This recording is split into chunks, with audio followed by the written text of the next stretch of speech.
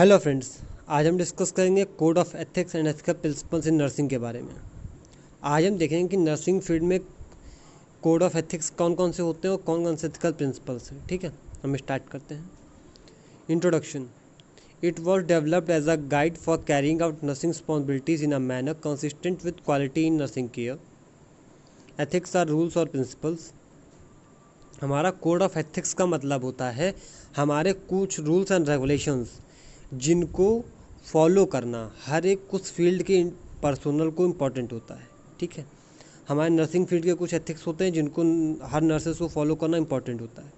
हमारे 1973 में Indian international nursing council ने इन हमारा अडॉप्ट किया था कोड ऑफ एथिक्स को। ठीक है, हम स्टार्ट करते हैं। हम देखेंगे कोड ऑफ एथिक्स हमारे नर्सिंग में कौन कौन से कोड ऑफ एथिक्स होते हैं। पहला हमारा है nurses and people, nurses and practice, nurses and society, nurses and co-worker, nurses and the profession. ये हमारे 5 मेनली कोड ऑफ एथिक्स होते हैं। नर्सिंग फील्ड में एक करके 5 को डिस्कस करेंगे। पहला, nurses and people. The nurses primary responsibility is to those people who require nursing care. मतलब कि हमारा नर्सेस की प्राइमरी रिस्पॉन्सिबिलिटी ये होती है किसी भी इंडिविजुअल को जिसको किसी भी तरीके की हेल्थ प्रॉब्लम है उसको केयर प्रोवाइड करना। ठीक है, अगला, the nurse holds in confidence personal information and use adjustment in sharing this information. Nurses क्या करेगी, पेशेंट को केयर प्रोवाइड करती है, पेशेंट को कॉन्फिडेंस में लेती है, उसके बारे में डाटा कलेक्ट करती है, उसकी पर्सनल इन्फॉर्मेशन कलेक्ट करती है। ठीक है, ये हमारा हो गया नर्सेस एंड पीपल के बारे में। अगला आएगा nurses and practice. The nurse maintains the highest standard of nursing care possible within the reality of specific situation. हमारा नर्स हर पॉसिबल सिचुएशन में नर्सिंग केयर जो पेशेंट को देगी वो हाईएस्ट क्वालिटी का स्टैंडर्ड का मेंटेन करती है। ठीक है, उस सिचुएशन में जितना हाईली मेंटेन हो सकता है। The nurse when acting in a professional capacity should at all times maintain standards of personal conduct which credit upon the profession. Nurse जब भी किसी पेशेंट को केयर देगी तो वो अपनी प्रोफेशनल कैपेसिटी के अकॉर्डिंग हाईएस्ट स्टैंडर्ड को मेंटेन करते हुए पर्सनल कंडक्ट के थ्रू पेशेंट को प्रोफेशनल तरीके से केयर देगी। ठीक है, अगला है nurses and society. The nurse shares with other citizens and responsibility for initiating and supporting action to meet health and social needs of public. यहाँ पे नर्स क्या करेगी, पब्लिक से मीट करेगी, वहाँ पे उनको सपोर्ट करेगी और डिफरेंट एक्टिविटीज़ पब्लिक में एडवाइस करेगी जो उनकी हेल्थ के लिए ज़रूरी है। ठीक है, अगला है nurses and coworkers. The nurse maintains a cooperative relationship with coworkers in nursing and other field. The nurses takes appropriate action by safeguard the individual when his care is endangered by a coworker or any other person.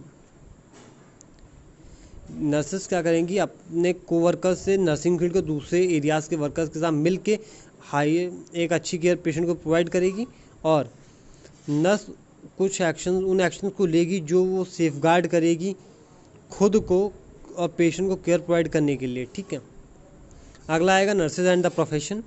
The nurse acting through the professional organisation participate in establishing the and maintaining equitable social and economic working conditions in nursing.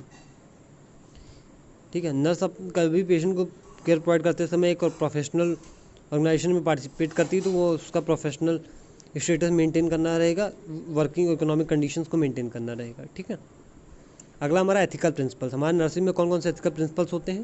पहला, respect for person. Respect for person मतलब कि जो भी patient आएगा nurse को उसको equal respect देनी है। ऐसा नहीं कि जिस पेशेंट को जानते हैं उसको ज़्यादा रिस्पेक्ट देनी है और जिसको नहीं जानते नहीं देनी है।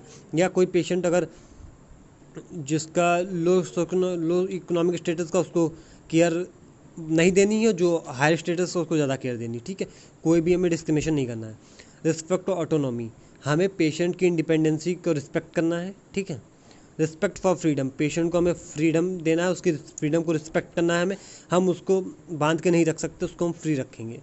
रिस्पेक्ट फॉर बेनिफिशियंस, अगला है रिस्पेक्ट फॉर नॉन मालफिशियंस। ठीक है, respect for veracity, respect for justice, respect for rights, patient के राइट्स के लिए, पेशेंट की जस्टिस के लिए, वेरासिटी के लिए। अगला रिस्पेक्ट फॉर फिडेलिटी।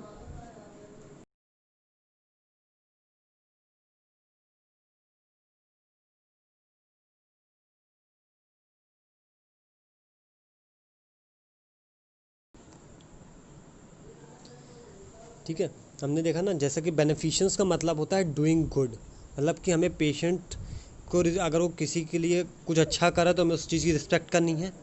ठीक है, अगर हमें नॉन मालिफिशंस का मतलब होता है अवॉइडिंग हार्म टू अदर्स, मतलब पेशेंट अगर अवॉइड कर रहा है दूसरों को हार्म करने, उस चीज़ को हमें रिस्पेक्ट करनी। वेरासिटी का मतलब होता है ट्रुथ, हमें पेशेंट को ट्रुथ बताना है, उसे ट्रुथ ही हमें रिस्पेक्ट करना है। ठीक है, उसकी।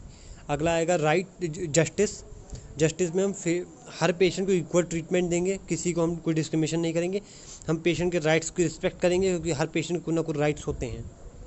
ठीक है, अगला है रिस्पेक्ट फॉर फिडेलिटी। फिडेलिटी का मतलब होता है फुलफिलिंग प्रोमिसेस, मतलब कि अगर कोई प्रॉमिस है जो पेशेंट से किया जाता है उसको फुलफिल करना होगा हमें, उस चीज़ की हमें रिस्पेक्ट करनी। कॉन्फिडेंशियलिटी का मतलब होता है पेशेंट से कलेक्टेड डाटा को नर्सेस को अपने अंदर तक ही रखना है, किसी से शेयर नहीं करना है। ठीक है, ये हमारे हो गए एथिकल प्रिंसिपल्स।